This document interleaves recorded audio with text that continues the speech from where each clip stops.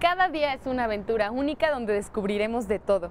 Hoy conoceremos jardines verticales, azoteas verdes, macetas inteligentes y otras innovadoras ideas que cada día están tomando más fuerza entre la población de las grandes ciudades, donde el crecimiento urbano ha ido acabando poco a poco con las áreas verdes. Yo soy Alexia y ¿qué les parece si comenzamos?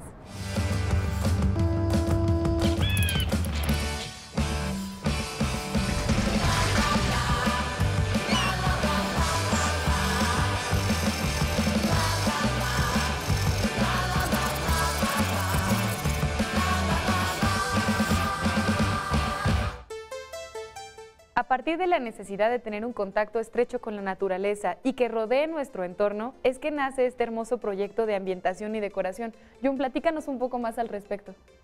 Bueno, nosotros nos hemos dedicado cerca de 20 años a todo lo que es decoración y ambientación con elementos naturales. De ahí que tomamos los jardines verticales, todos los decorativos, pero también hacemos proyectos de ambientación para pues eventos, bodas, y pues pueden aquí apreciar el tipo de decoraciones y creatividad que usamos. Son dos tipos de eventos. Los eventos podemos decir que a largo plazo o permanentes y los que son eventuales, como por ejemplo una fiesta. Así es, los permanentes serían proyectos arquitectónicos, los temporales serían bodas, conferencias, reuniones de negocios, etcétera, donde nosotros metemos todo ese tipo de creatividad. Pero Jun, platícanos cómo han ido evolucionando los jardines verticales. Bueno, los jardines verticales han existido en la agroindustria desde hace cerca de 20 años. Esto ha sido para producir hortalizas, por ejemplo. Hubo una innovación con el francés Patrick Leblanc. Él innovó con unos jardines verticales artísticos, decorativos, y a partir de ahí ha comenzado una tendencia hacia integrar estos jardines verticales dentro de terrazas, azoteas verdes, y es pues ahora un elemento arquitectónico en todos los edificios. En la actualidad son muy modernos. Ahora podemos contar con un sistema de riego automatizado, por ejemplo. Pero antes, ¿cómo era? Sí, conocemos muy bien la primera generación, que son de geotextiles, son unas telas prácticamente como unas alfombras. Se van haciendo unas bolsas, se llenan de tierra y con plantas, y se hace recircular el agua, ¿no? Hoy en día, pues en los edificios que construimos, pues se construyen para que duren más de 100 años, ¿no? Entonces necesitamos sistemas totalmente duraderos. Es ahí donde comienza la segunda generación, que son los sistemas modulares. Son, digamos, piezas de plástico como los módulos de juguetes de los niños, y se pueden ir armando, se pueden ahora reubicar, se pueden reutilizar constantemente. Entonces, estos han ido cambiando, adaptándose obviamente a las necesidades de las familias, ¿no? Ya no tanto de los grandes corporativos o aeropuertos donde nada más uno los aprecia, sino pues ahora ya hay una interacción, es un estilo de vida. ¿Y qué ventajas representa tener un jardín vertical? Pues pensemos en que nos oxigenan los espacios, tienen un efecto terapéutico, el convivir con ellas, podarlas, cortarlas, cuidarlas. Esto se ha visto desde niños hasta personas de la tercera edad. Esto ha sido un hobby, un entretenimiento muy interesante que ha relajado también la vida de las personas, ¿no? Entonces, un jardín vertical no requiere de unas condiciones particulares para que pueda existir. Pueden existir afuera de un edificio o adentro de una casa, o necesita determinada luz, determinado tipo de suelo. Pues con que estemos cerca de una ventana o del que reciban luz natural. Así es.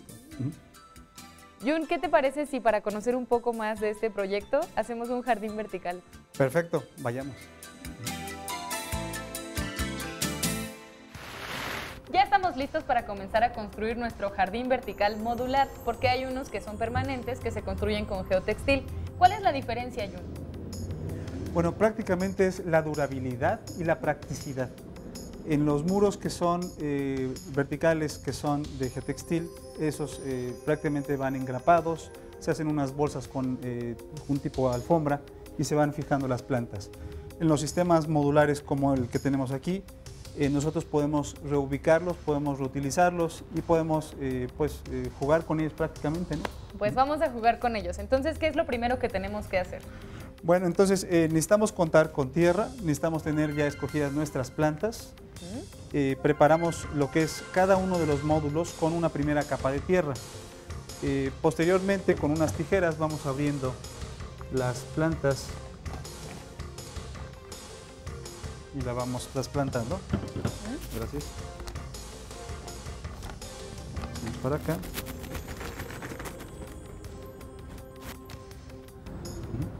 Y así con cada una de ellas. Bueno, nosotros. Con esto y terminamos por rellenarlas. Prácticamente con esto colocamos lo que es la tapa.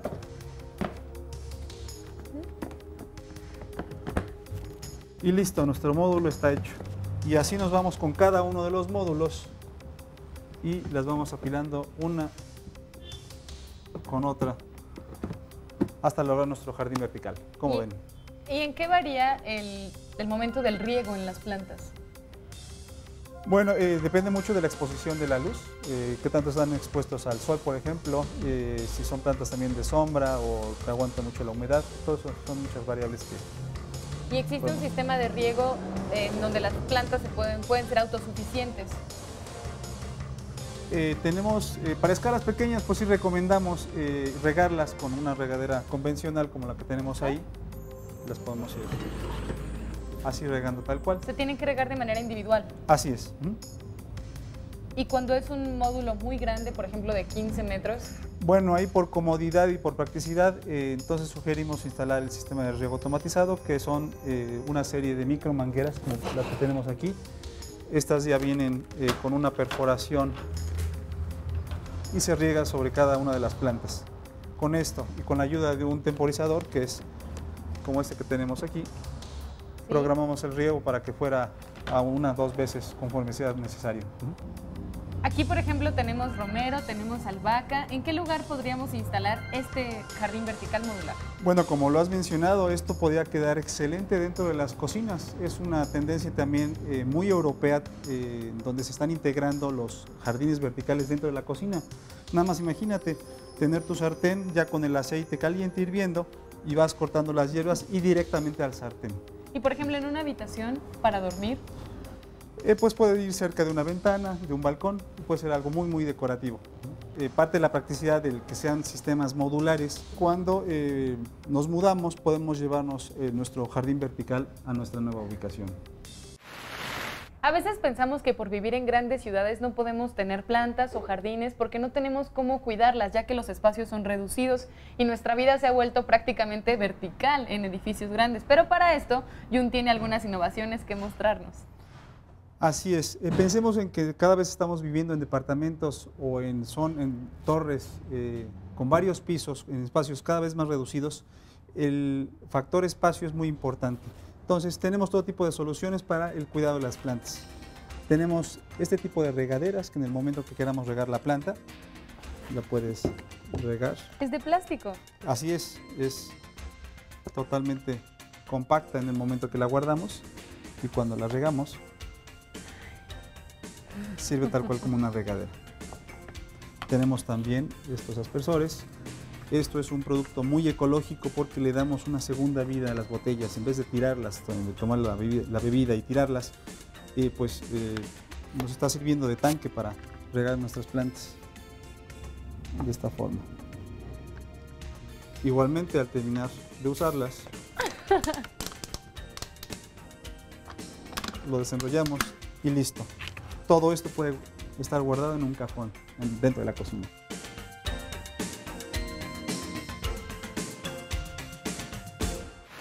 Ahora Jun nos va a platicar cómo convertir una maceta convencional en maceta inteligente con estas dos innovaciones. Así es. Aquí tenemos lo que es el cono microporoso Aquasolos. Este es un producto francés muy, muy innovador. ¿Cómo funcionan? Insertamos el cono a una botella.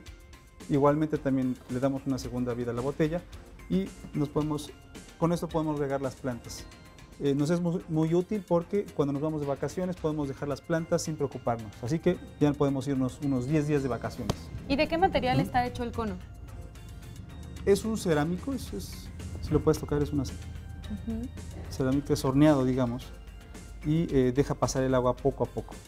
Digamos que pensemos que es como una estalactita que va goteando poco a poco. Y así las plantas no se ahogan, porque también si les echamos mucha agua, las plantas se mueren. Así es. Y con el segundo producto, donde convertimos una maceta convencional a una maceta inteligente, igualmente utilizamos el cono cerámico, utilizamos un depósito de agua como de estos y lo dejamos aquí lleno de agua. También con esto nos podemos ir de vacaciones tranquilamente.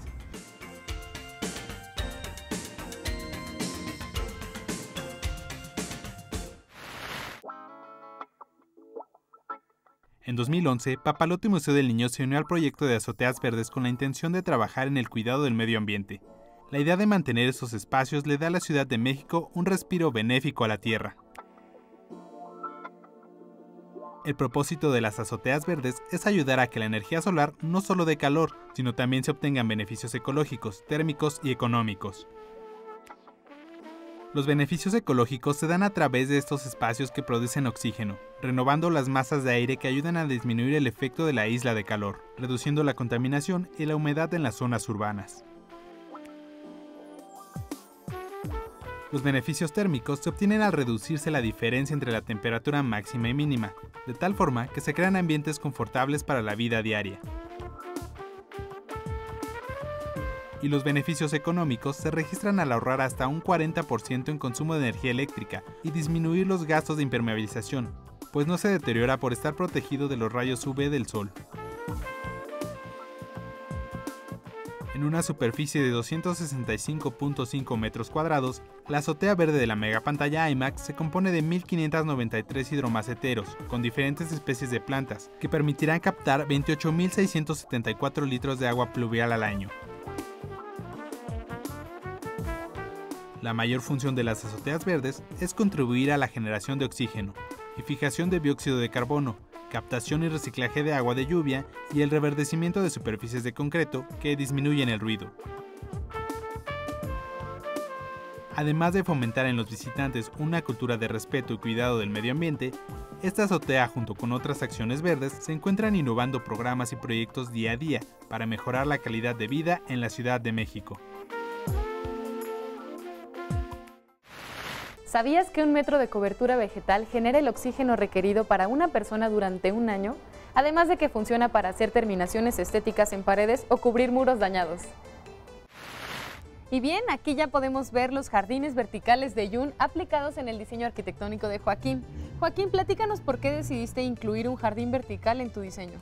Bueno, nosotros desde que diseñamos este edificio nos pusimos como reto el lograr hacer algo realmente dentro del tema sustentable. Esta parte del jardín vertical se integra con un jardín invernadero que tenemos adentro y con todo un tema de un proyecto que se diseñó y se estudió a detalle, en el que se está buscando principalmente el ahorro de energía y también el ahorro de agua y hacer el proyecto lo más eficiente posible.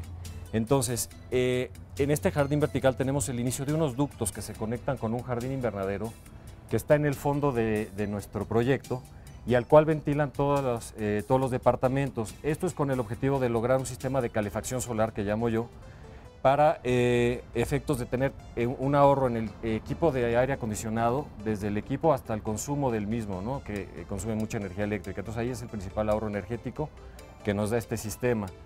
Cómo funciona es cuando estamos en verano, todo el calor que se genera en el invernadero al que ven los departamentos, hace que aire fresco, que se succione aire fresco a través de los ductos que salen a este jardín vertical y que corre el aire fresco a través de los departamentos simplemente por el hecho de abrir las ventanas, y entonces mantenemos unos grados por debajo de la temperatura exterior nuestro departamento y por ende no requiere aire acondicionado.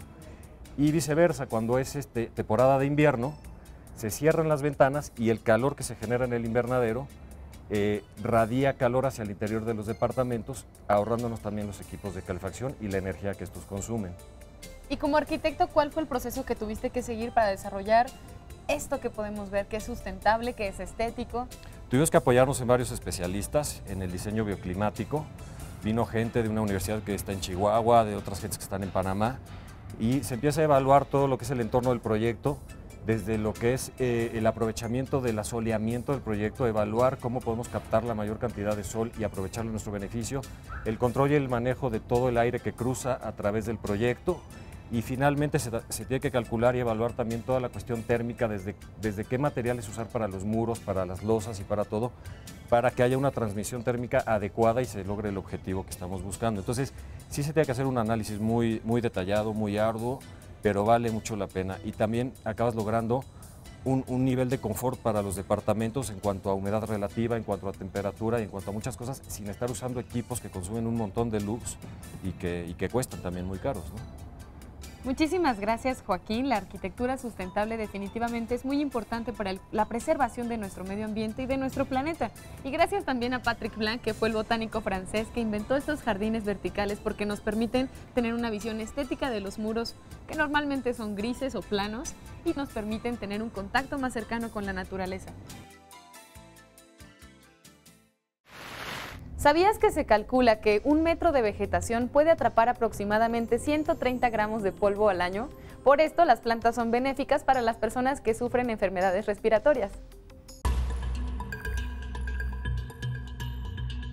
Bueno, el estado de Tabasco se caracteriza principalmente porque tiene selva y zona de humedales. Las zonas de humedales son esas partes, algunas inundables, algunas lagunas permanentes, y esas son bien importantes. Una, por las reservas de agua que tienen. Como seres vivos vamos a necesitar agua. Son lugares donde llegan los animales a tomar agua, de la mayoría de noche. Y también espacios donde viven otros animales como tortugas, cocodrilos inclusive. También en algunas otras regiones del estado de Tabasco son lugares de desove. Son lugares donde pueden llegar algunas especies de aves migratorias a descansar, a alimentarse o inclusive a reproducirse. Son lugares también en donde venían la gente de diferentes culturas, ¿no?, a rendir alguna ofrenda también, ¿no?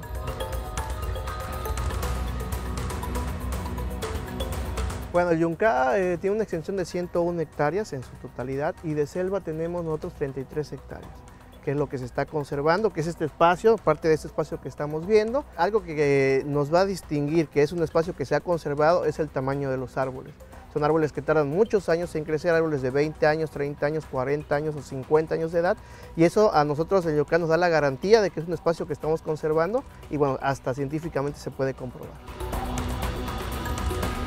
En las selvas aquí del sureste de México, como en el estado de Tabasco, podemos encontrar gran variedad de árboles y también algunas plantas que viven sobre otros árboles, como las plantas epífitas. O sea, al final de cuentas es como si ella fuera el sostén, vaya, el árbol sostiene a esta planta que está buscando cada vez más la luz del sol también, ¿no? Algo que es difícil en la selva es la competencia por la luz. Los árboles muy grandes dejan pasar poca luz, entonces hay poco crecimiento de plantas abajo y los árboles más grandes son los que ganan, ¿no? En las selvas características vas a encontrar moscos, pero también hay unos pequeñitos que llaman chaquistes. Son muy pequeñitos que apenas si se alcanzan a percibir, pero que igual el piquete también se siente, ¿no? Y estas hormigas, bueno, cumplen una función importante en el ecosistema. Ellas, la forma de que están haciendo como reciclaje de hojas, traen su alimento y este alimento igual lo acumulan adentro, ¿no? Y hay un proceso ahí en donde no son las hojas las que se comen, sino un pequeño hongo que se va saliendo después de que ellas empiezan a almacenar también estas hojas. Es como una descomposición que hay. Y bueno, sirven de alimento también ellas, algunas lagartijas, el mismo hormiguero, ¿no? Y los mosquitos sobre todo van a servir para alimentación de los anfibios, ranas y salamandras, ¿no? Entonces también tienen su función dentro de un ecosistema como la selva. Estamos hablando de que la selva, al final de cuentas, es un hábitat que es como una casa, en donde adentro hay toda una cadena alimenticia y donde animales como el mono yador, el mono araña, el mismo jaguar encuentran su alimento, su refugio y una zona de reproducción. Eso los hace tan importantes también a nivel internacional.